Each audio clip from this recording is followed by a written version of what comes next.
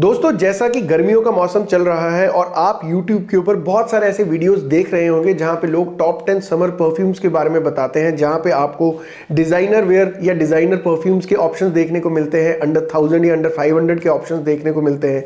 तो आज मैं भी आपको ऐसे कुछ 10 परफ्यूम्स के बारे में बताना चाहता हूं, रादर टॉप 10 समर परफ्यूम्स के बारे में बताना चाहता हूं जिनके बारे में कोई भी बात नहीं करता।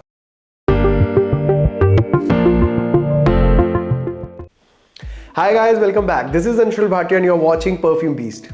तो फ्रेंड्स, जो ये लिस्ट है टॉप 10 समर परफ्यूम्स की, ये मैंने मेरी डिजाइनर परफ्यूम्स की कलेक्शन में से लिस्ट बनाई है। अब ये लिस्ट कुछ इस हिसाब से बनाई है कि मेरे हिसाब से ये जो परफ्यूम्स हैं ज़्यादा इनके बारे में बात नहीं होती है यूट्यूब के ऊपर, या बहुत सारे लोग इसके बारे में इनके बारे में बात नहीं करते हैं, क्योंकि ये मुझे लगता है कि एक ऐसे छुपे हुए हीरे हैं that if you want to try with other fragrances, जैसे बहुत सारी ऐसी फ्रेग्रेंसेज हैं जो कि एक तरीके से रिपीट होती हैं हर एक लिस्ट के अंदर। हर कोई जब रिव्यूअर इनको अपनी लिस्ट में डालता है तो समहाउ आप देखते हैं कि बहुत सारी फ्रेग्रेंसेस ओवरलैप होती हैं, बट ये एक तरीके से बिल्कुल फ्रेश लिस्ट है। आप ये समझ सकते हैं कि ये फ्रेग्रेंसेस को किसी ने भी आज तक आपको बताया नहीं होगा। तो लिस्ट की शुरुआत करता हूं मैं कैल्विन क्लाइन के इटर्निटी के समर एडिशन परफ्यूम से। अब गाइस, जो इसका सबसे ज़्यादा इंटरेस्टिंग मुझे चीज़ लगती है इस परफ्यूम के अंदर, तो वो है इसका ग्रेडियंट फिनिश। अगर आप इसकी बॉटल को थोड़ा गौर से देखेंगे तो इसके अंदर जो ग्रेडियंट फिनिश है वो ब्लू और येलो का है, और जो इसका कलर है बॉटल का वो बहुत सारी चीज़ें दर्शाता है इसकी खुशबू के रिलेटेड भी। अब अगर इसकी खुशबू के बारे में थोड़ा सा आपको बताऊं कि इसकी जो खुशबू है, जैसे इसका कलर है ब्लू, तो यहाँ पे आपको वो हल्का सा फ्रेश और एक्वेटिक नोट स्मेल करने को मिलता है। थोड़ा सा येलो कलर का इसके अंदर इस्तेमाल हुआ है, तो सिट्रस नोट्स भी आपको इसके अंदर स्मेल करने को मिलेंगे। वैसे जो ओवरऑल सेंट प्रोफाइल है इस परफ्यूम का वो फ्रेश है, फुजेर है, ग्रीन है, और लेकिन जो सबसे ज्यादा इंटरेस्टिंग नोट है इसके अंदर वो है कोकोनट वाटर का। अब आप इमेजिन कीजिए, कोकोनट इटसेल्फ रिप्रेजेंट्स फ्रेशनेस, तो जो वो कोकोनट वाटर है उसको अगर फूलों के फ्रेग्रेंस के साथ मिक्स कर दे तो कितनी एडिक्टिव फ्रेग्रेंस बन जाती है। बट सैडली इस परफ्यूम के बारे में मैंने ज़्यादा सुना नहीं है या ज़्यादा देखा नहीं है यूट्यूब के ऊपर, बट आपको बताऊं ये एक छुपा हुआ हीरा है और ये आपको इतना अच्छा फील करवाता है समर्स में। And I feel that if you want to go out of the routine या आपको कुछ नया ट्राई करना है, you can definitely go with CK Eternity's summer edition. अब 9वें नंबर पर बात करते हैं DNG light blue Italian zest के बारे में। अब गाइस, इटालियन जेस्ट के बारे में बताने से पहले मैं आपको बताना चाहता हूं कि जो डॉल्चे एंड गबाना की लाइट ब्लू सीरीज है उसके अंदर सबसे पहले तो जो जेनरिक या ये कह सकते हैं कि जो रूटीन वेयर आता है वो है DNG लाइट ब्लू। अब जैसा आप देख सकते हैं मेरे पास लाइट ब्लू भी है, इसके बारे में भी बहुत बात करते हैं फॉरेन रिव्यूअर्स भी या अपने इंडिया के रिव्यूअर्स भी। और दूसरा जो चर्चा में था परफ्यूम इनका वो था DNG लाइट ब्लू का ये ऑन इंटेंस परफ्यूम। लेकिन ये दोनों परफ्यूम्स को यहाँ पे मेंशन ना करके मैंने लिस्ट के अंदर इटालियन जेस्ट को क्यों डाला है, बिकॉज हालांकि जो लाइट ब्लू या लाइट ब्लू ऑ इंटेंस है वो समहाउ एक तरीके से ओवरलैप टाइप सी फ्रेग्रेंसेस है, उसके अंदर आपको जो खुशबू है वो ऑलमोस्ट सिमिलर आती है। लेकिन यहाँ पे इटालियन जेस्ट जो है वो बड़ा ज्यादा डिफरेंट स्मेल करता है being in the light blue series.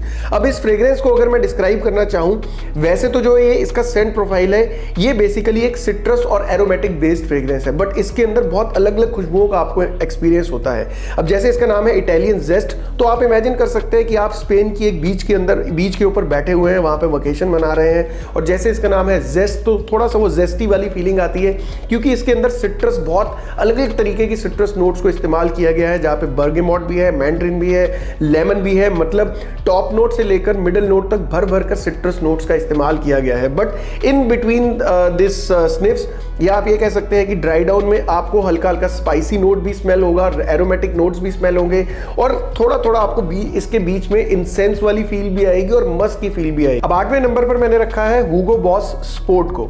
अब गाइस, जो ये वाला फ्रेग्रेंस है ये एक प्योरली एरोमेटिक फ्रेग्रेंस है, और इसकी एरोमेटिकनेस के लिए दो एलिमेंट्स बहुत ज्यादा रिस्पॉन्सिबल हैं। पहला है लेवेंडर और कार्डमम। और अगर आप एरोमेटिक खुशबुओं के शौकीन हैं तो मैं आपको बताना चाहता हूं कि ये आप अपने जो समर का सीजन है वो खास बना सकते हैं हुगो बॉस के स्पोर्ट वाले परफ्यूम से।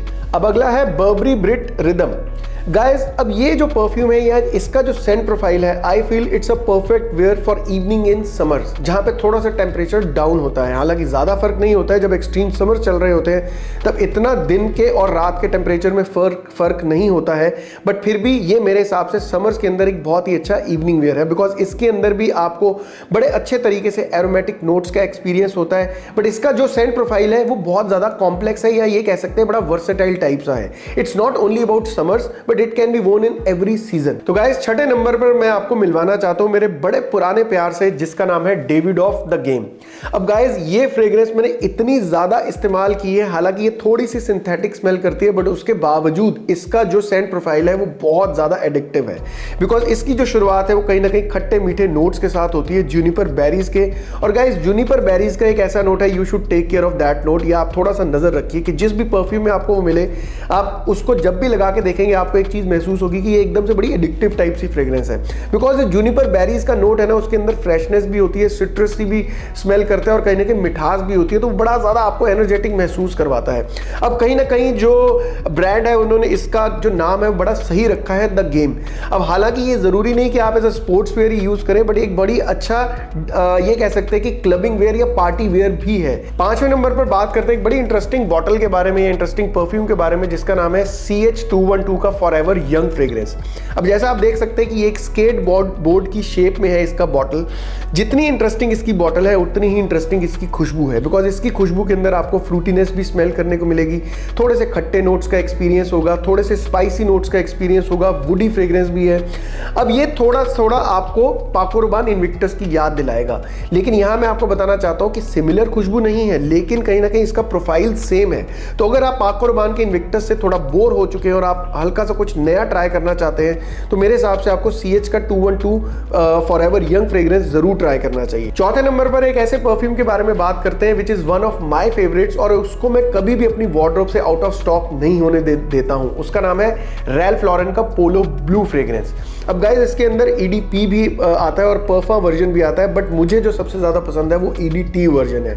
अब ये एक ऐसा फ्रेग्रेंस है जिसके अंदर आपको फ्रेशनेस भर भर के मिलती है, क्योंकि इसकी खुशबू के जो इसका कॉम्पोजिशन है उसके टॉप नोट के अंदर आपको फ्रेशनेस क्यों ज्यादा मिलती है, बिकॉज इसके अंदर ककम्बर और मेलन के नोट का इस्तेमाल किया गया है। अब ये इसका जो ड्राई डाउन है वो इससे भी ज्यादा इंटरेस्टिंग है। जो फ्रेशनेस है वो तो आपको मिलती ही मिलती है, लेकिन कहीं ना कहीं ड्राई डाउन में आपको हल्की सी उस ठंडकपन के साथ थोड़ी सी स्पाइसीनेस भी मिलती है, वुड नोट्स का भी एक्सपीरियंस होता है और मस्क का भी होता है।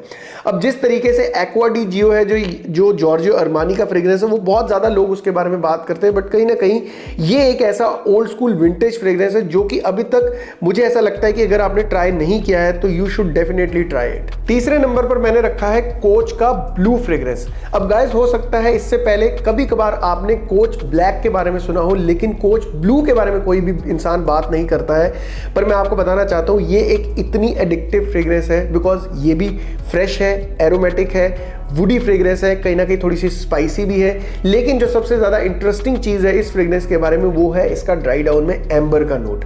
अब ये फ्रेश होने के साथ साथ जो एम्बर का इन्होंने कॉम्बिनेशन बिठाया है या जो कॉम्पोजिशन के अंदर वो रेजिनस नोट्स का इस्तेमाल किया है वो काबिले तारीफ है। अब दूसरे नंबर पर मैंने रखा है Acqua di Parma Blu Mediterraneo series का फीको डी अमाल्फी।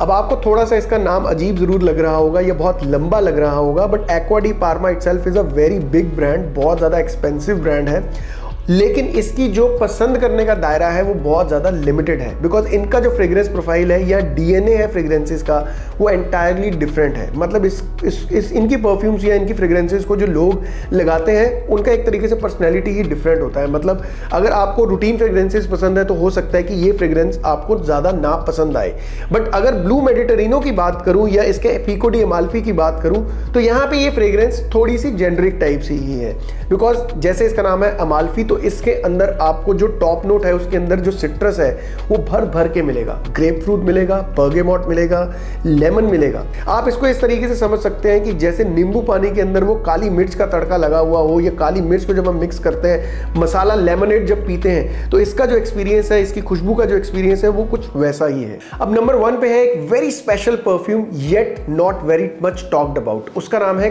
क्रीड का वर्जिन आइलैंड वाटर। अब गाइस क्रीड को जो पॉपुलैरिटी है आप सबको पता है अवेंटस से मिली।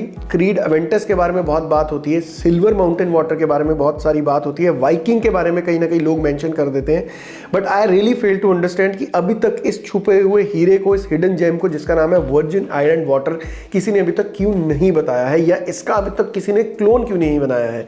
लेकिन अगर ओरिजिनल वर्जिन आइलैंड वाटर की बात करूं so as the name says Virgin Island water, कहीं ना कहीं कोकोनट वाटर को भी वर्जिन वर्जिन वाटर जरूर बोला जाता है।